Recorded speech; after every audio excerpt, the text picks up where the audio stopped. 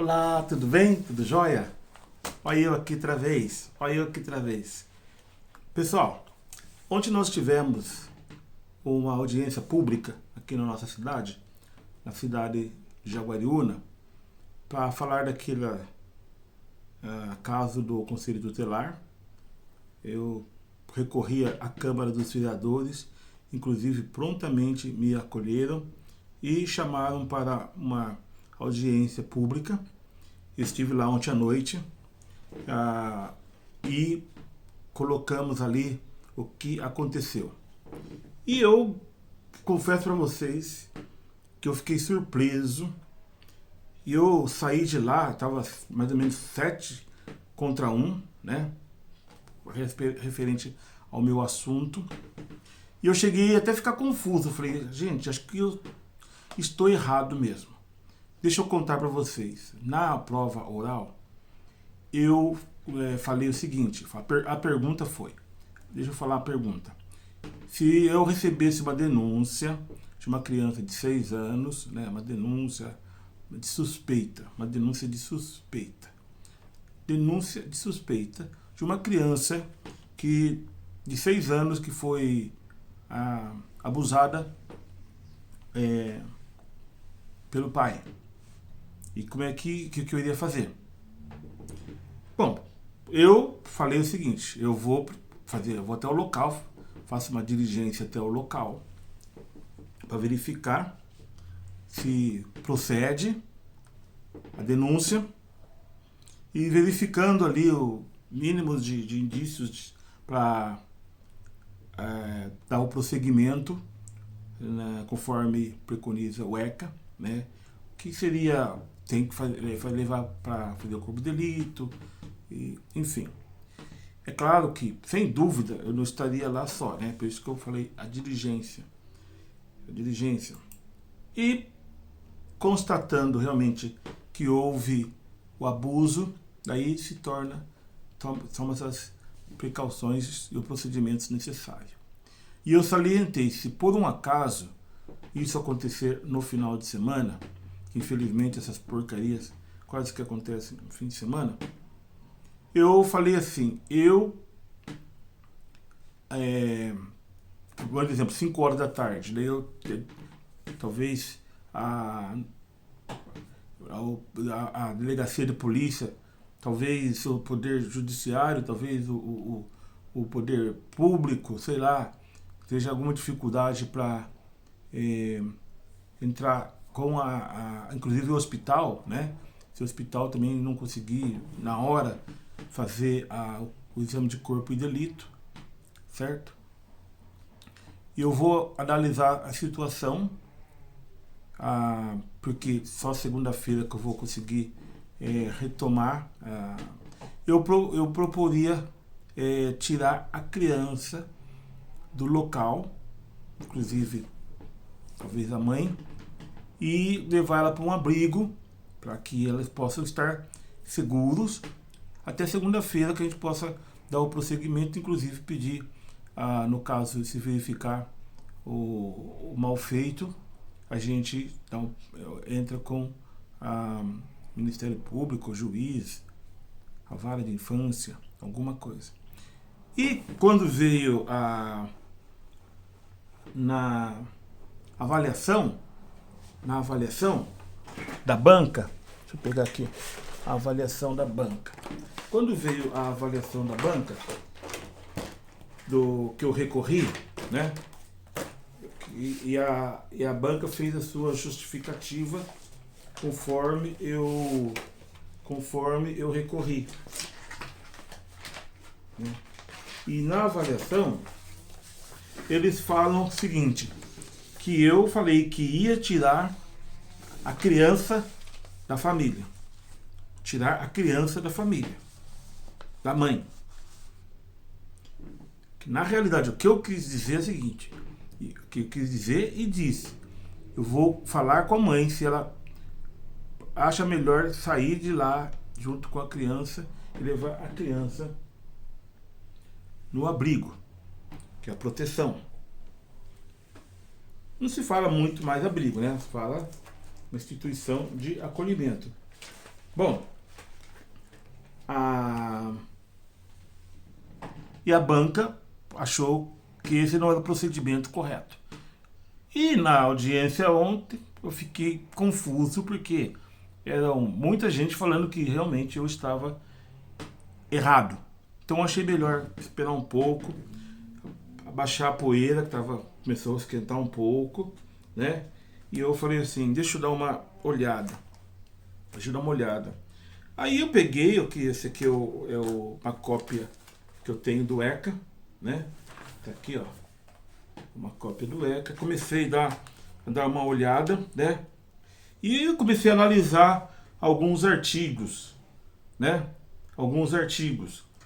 Inclusive, o primeiro que eu vou citar aqui é o artigo 100 e diz assim, o sexto, artigo, parágrafo sexto, fala a intervenção precoce. A intervenção precoce das autoridades competentes deve ser feita logo que a situação de perigo seja conhecida. Uma das coisas que o conselho precisa aprender é que tem coisas que não dá para esperar. Tem coisas que não dá para esperar. Tem que ser rápido, né? Tem que ser rápido, tem que ser urgente. Então eu estava vendo aqui, né? E eu anotei alguns artigos. Inclusive está aqui, ó, depois você pode ver, que é o artigo 136, inclusive no dia da banca eu citei. Interessante, o único artigo que eu lembrei, 136 até o 138, inclusive eu falei 136 até 138, foi o único artigo que eu lembrei que fala sobre esse assunto. E eu gostaria de ler, que fala assim, 136, ok? Parágrafo 7, 8. Se não for parágrafo, é o jeito que eu vou falar. Adotar na esfera da sua competência ações articuladas e efetivas direcionadas à identificação da agressão e à agilidade no atendimento da criança e do adolescente, vítima de violência doméstica e familiar, e a responsabilização do agressor. Então estamos aí, seguindo. Aí o 15º, na verdade, desculpa, eu li o 13º, agora o 15º. Esses números romanos. Apresentar à autoridade judicial ou policial para requerer o afastamento do agressor do lar, do domicílio ou do local de convivência com vítima nos casos de violência doméstica e familiar contra criança e adolescente. Então está aqui. Vai prestando atenção. Apresentar à autoridade judicial para requerer a concessão de medida protetiva de urgência à criança ou adolescente vítima ou testemunha de violência doméstica e familiar, bem como a revisão daquelas já concedidas. 17º, a representar ao Ministério Público para requerer a propositura de ação cautelar de antecipação de produção de provas nas causas que envolvam violência contra a criança e o adolescente. Tomar medidas ou precauções, providências, vamos ler mais precisamente, tomar as providências cabíveis na esfera de sua competência ao receber a comunicação da ocorrência de ação ou omissão praticada em local público ou privado que constitua violência doméstica e familiar contra a criança e o adolescente. Receber e encaminhar, quando for o caso, as informações reveladas por noticiantes ou denunciantes relativas à prática de violência, ao uso, tratamento cruel ou degradante ou a forma de violentas de educação, correção ou disciplina contra a criança e o adolescente. Certo? Representar a autoridade judicial ou ao Ministério Público para requerer a concessão de medidas cautelares direta ou indiretamente relacionada à eficácia da proteção de noticiante ou denunciante dê informações de crime que envolvam violência doméstica e familiar contra a criança e adolescente. E o parágrafo único nos diz: se, no exercício de suas atribuições, o Conselho Tutelar entender necessário o afastamento do convívio familiar, comunicará incontinenti o fato ao Ministério Público, prestando-lhe informações sobre os motivos de tal entendimento e as providências tomadas para a orientação, o apoio e a promoção social da família. As decisões do Conselho Tutelar somente poderão ser revistas pela autoridade judiciária a pedido de quem tenha legítimo interesse. Então nós temos aí que fala da urgência de te tomar uma decisão, de tomar uma decisão. E a palavra incontinente, que eu procurei, inclusive eu conheço a palavra incontinente fora do contexto jurídico. A palavra incontinente quer dizer rápido, urgente, na hora, vamos, não dá mais para esperar, não dá mais para esperar. E isso eu fiquei muito preocupado, porque eu falei assim, gente, inclusive eu citei ontem à noite, eu falei assim, no caso do Boriel, Henri Boriel, e o menino Bernardes, o menino Bernardes nem deu tempo de pedir tanto socorro. Então, o menino Boriel, os sinais estavam ali, inclusive entrou na delegacia pedindo socorro, dizendo que estava sofrendo abuso, né? Entrou aos gritos, aos berros na delegacia, mas nada foi feito. E o que eu entendi, depois eu entendi que a lei 14.344, deixa que tá abrindo aqui o meu notebook, ela traz aqui uma correção de algo que estava acontecendo. Por quê? As pessoas estavam esperando muito para tomar uma decisão e não se posicionava numa questão tão difícil, uma tomada de decisão muito complicada. O que eu vou fazer agora? O que eu faço? Aí você entra na lei 14.344. Deixa eu só abrir aqui. Deixa eu restaurar. Vou colocar aqui lei 14.344. E eu vou falar uma coisa para vocês. Eu fiquei assim muito preocupado, porque eu pensei, gente, eram 7 pessoas, tinha 2 do CMDCA, acho que 2 ou 3. A presidente estava lá conosco. Haviam alguns vereadores, inclusive agradeço a presença deles e por ter chamado essa audiência. E ontem à noite eu confirmei que eu estava plenamente correto na minha atitude. Por quê? A alegação deles é a seguinte, que eu teria que não tirar a criança, mas eu tinha que tirar o agressor. Mas eu estou diante de uma denúncia de suspeita, sem prova nenhuma de que realmente aconteceu aquilo ali. E a ideia que eu entendi do ECA e da lei Henri Boriel, né, e das leis que protegem a criança, a sua integridade física, a sua integridade mental, psicológica, enfim, ela pensa exatamente da mesma forma que eu penso.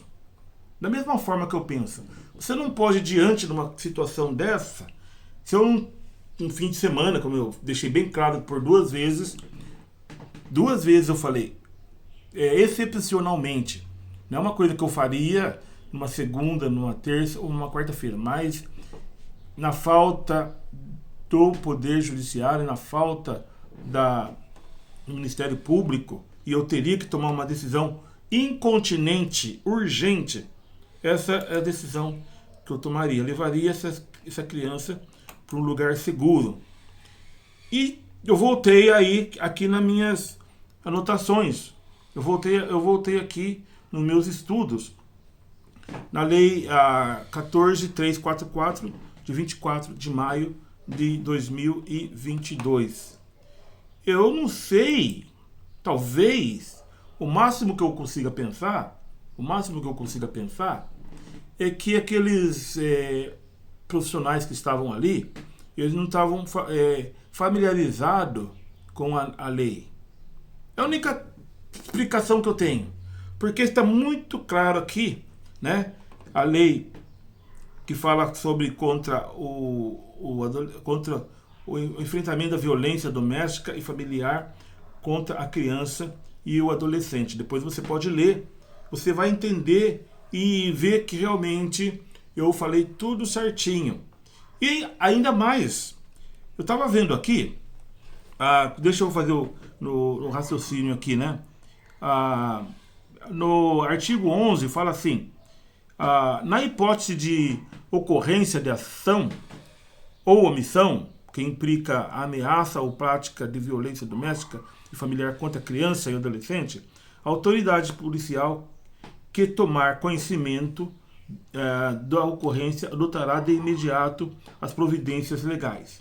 Aí começa a falar. Aí no caso, primeiro acionado foi a polícia, né? Aqui, aplica-se no caput tal, vamos lá. A lei tem o depoimento da criança e adolescente, vítima, testemunha da violência doméstica e familiar será acolhido nos termos da lei, observadas os dispositivos do Estatuto da Criança e do Adolescente, que é a Lei 8.069, de 13 de julho de 1990. No entendimento, a criança e ao adolescente, no atendimento à criança e ao adolescente em situação de violência doméstica e familiar, a autoridade policial deverá, entre outras providências, encaminhar a vítima ao Sistema Único de Saúde e ao Instituto Médico Legal imediatamente.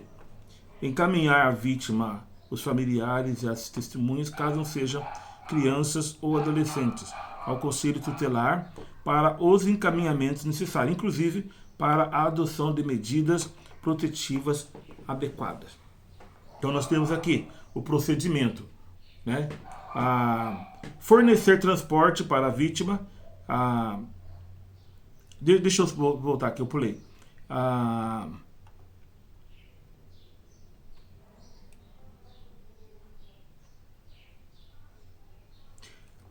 Garantir proteção policial quando necessário, comunicados de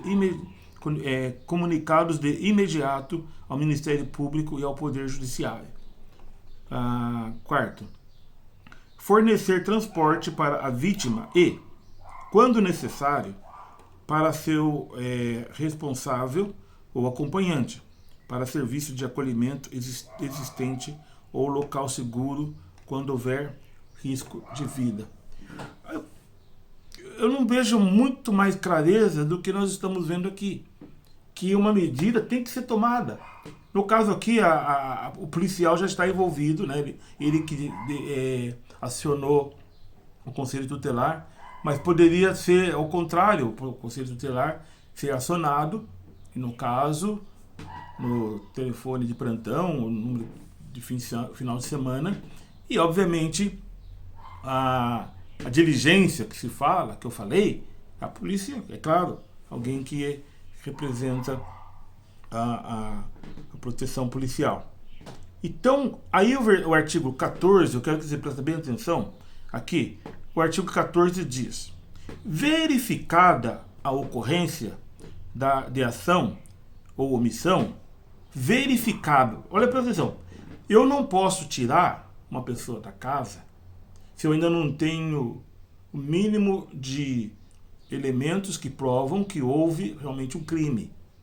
E o artigo 14 diz, verificada a ocorrência de ação ou omissão que implique a ameaça ou a prática de violência doméstica e familiar, com a existência de risco atual ou iminente à vida ou à integridade física da criança e do adolescente, ou de seus familiares, o agressor será imediatamente afastado do lar, do domicílio ou do local de convivência com a vítima.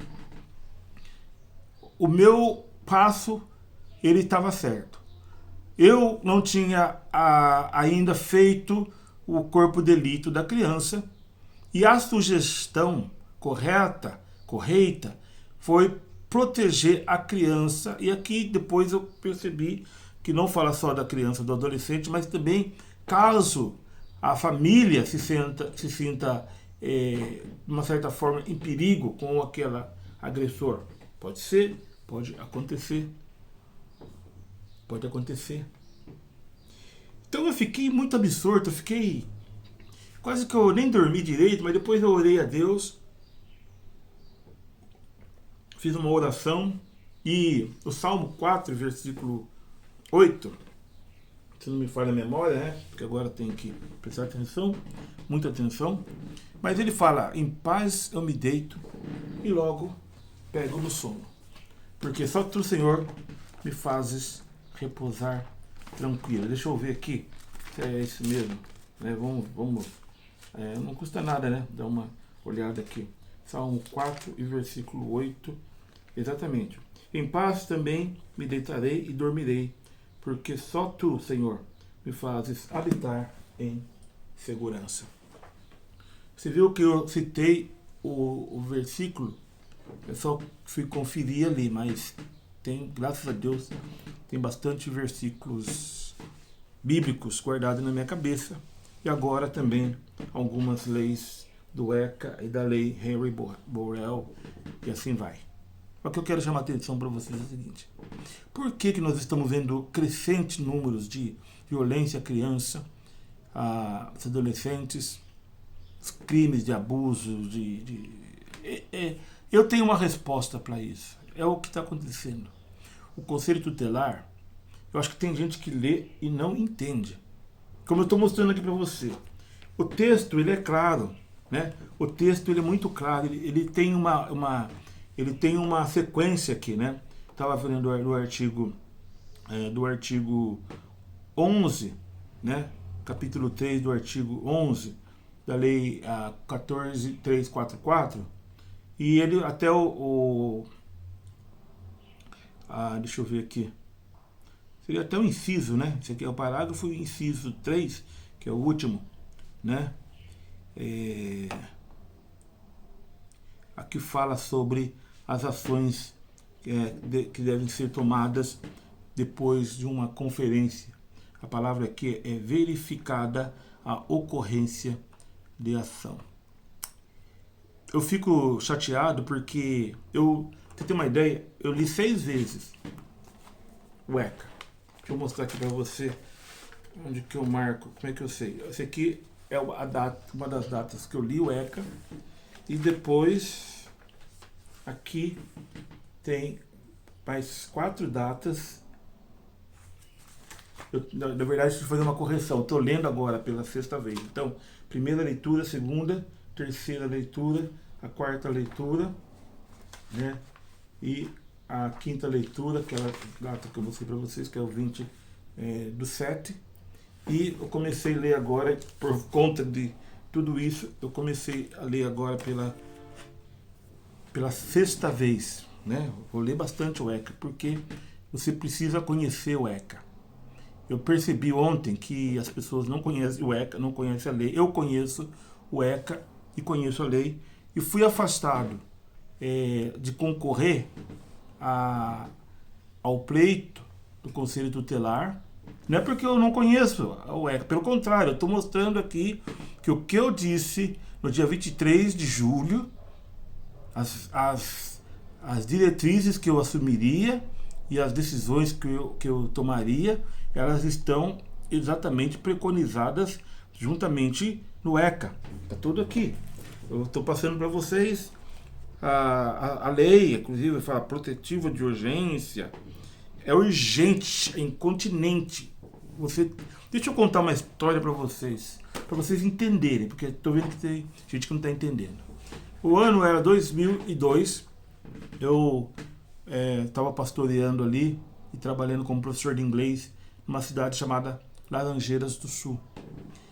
E presta atenção nessa história que ela é interessante. E toda vez que eu conto essa história eu acabo me emocionando, porque é uma história muito triste. Eu trabalho com surdos e nós fomos visitar a casa de um surdo que indicaram para nós. Foi eu e o irmão Lorival, que muito me ajudou naquele ministério. Pegamos o carro, subimos até, se eu não me engano, acho que era o bairro São Francisco, lá em Laranjeiras do Sul. Um abraço aí aos meus amigos de Laranjeiras do Sul, uma cidade muito boa mesmo, pessoal muito bom. Na cidade de Laranjeiras do Sul, um trabalho que eu fiz ali com jovens e adolescentes por dois anos. Inclusive deixei um ministério de surdos ali naquela cidade. E chegamos na casa, batemos palma, como é costume lá no sul, muito bate palma, a casa mais ou menos lá no fundo. E chegou um pessoal que já estava lá no fundo, tinha uma música, tinha... Aí chegou alguém e falou assim, oi, tudo bem? Me apresentei. Eu fiquei sabendo que tem um surdo que mora aqui. Aí o rapaz deu um sinal lá, fez o sinal e subiu uma menina.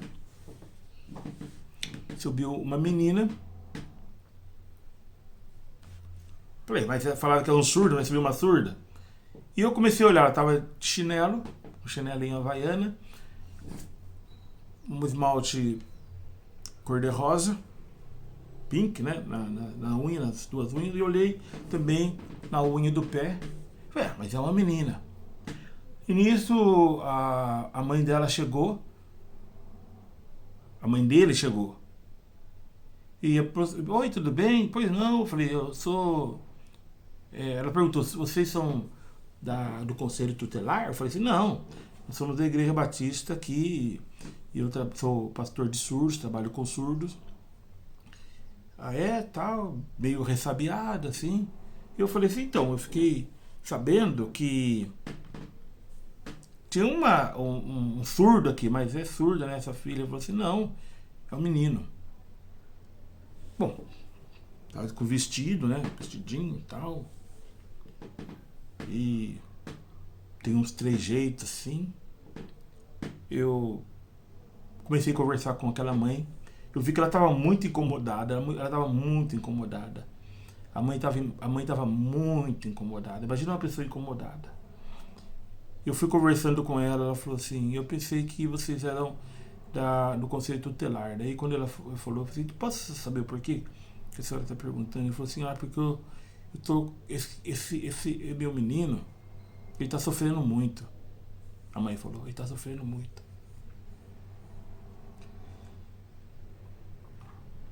Por quê? Eu falei pra ela: por que ele está sofrendo muito? Ele falou assim: o senhor está vendo? É certo um menino com um vestido?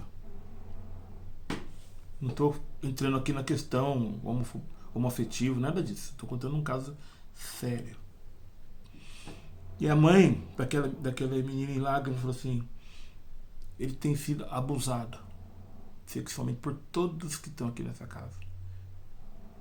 Todos. Os tios, parentes.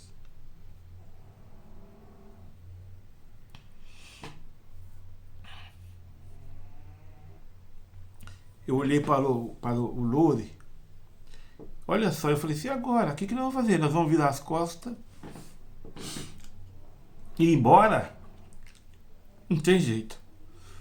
Não tem mais jeito. Não tem mais jeito.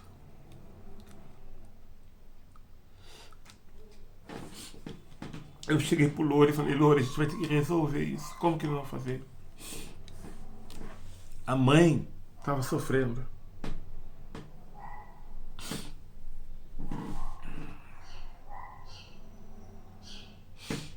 E o Lore entrou em contato com as autoridades. Ele mora lá, nascido na cidade.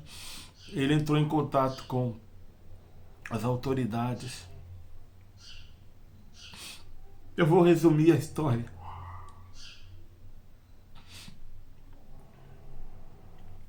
O Conselho Tutelar chegou, era um sábado à tarde. O Conselho Tutelar chegou.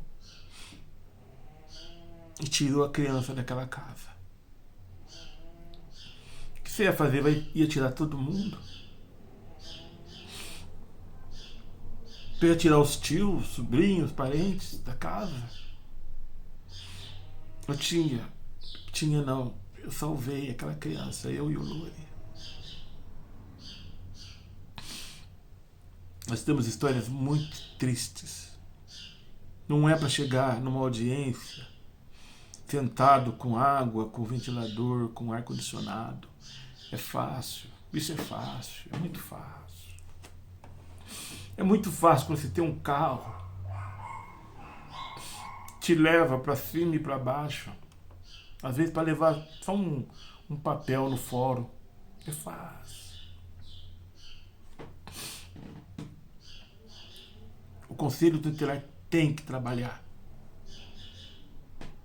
E eu entendi que a Lei 14.344, que na verdade é um apêndice da Lei 8.069, de 13 de julho de 1990, o ECA, isso aí é uma correção de uma questão que os conselheiros tutelares não estavam conseguindo ter autonomia para agir. E aqui nós temos a autonomia dada. Precisa sim tirar a criança incontinente daquele lugar.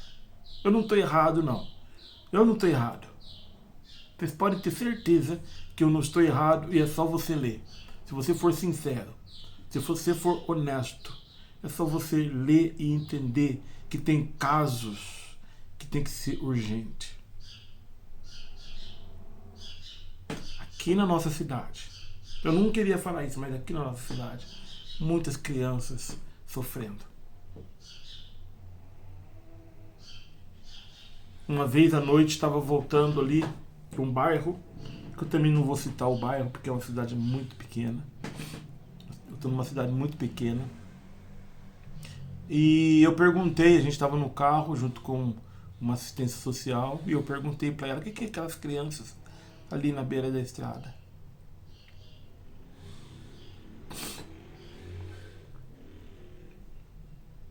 Ela falou para mim que as crianças ficam ali por causa dos caminhoneiros. Que às vezes as mães levam aquelas crianças, criança de 11, 12, 13 anos. Eu não sei se ainda estão lá, eu não sei. Isso foi um tempo atrás. Hoje eu não sei.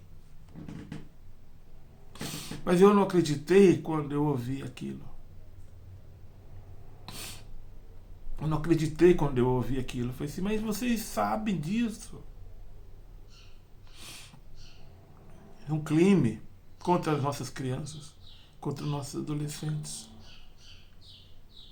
Essa pessoa falou assim, Camilo, não dá. Tem gente grande por detrás disso. Tem gente grande. E eu vou falar, não tem gente grande, não tem gente pequena. Tem gente muito pequena por detrás disso. Não sei nem se dá pra chamar de gente. Não sei nem se dá pra chamar de humano. Eu não quero emocionar você, eu não quero ganhar. Eu sou assim. Tô lembrando do que eu vivi. Mas só que eu não deixei lá. I didn't pretend I didn't see. I didn't pretend I was nonchalant.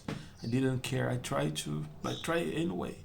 I do my best. I did my best. I tried hard to.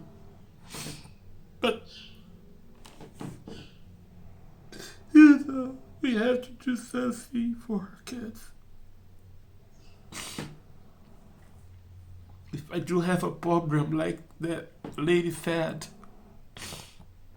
it's because my feelings, my heart feelings. And God asked me, we gotta do something.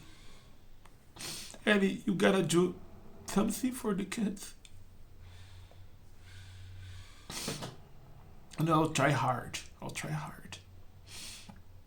I promise God I'll do it.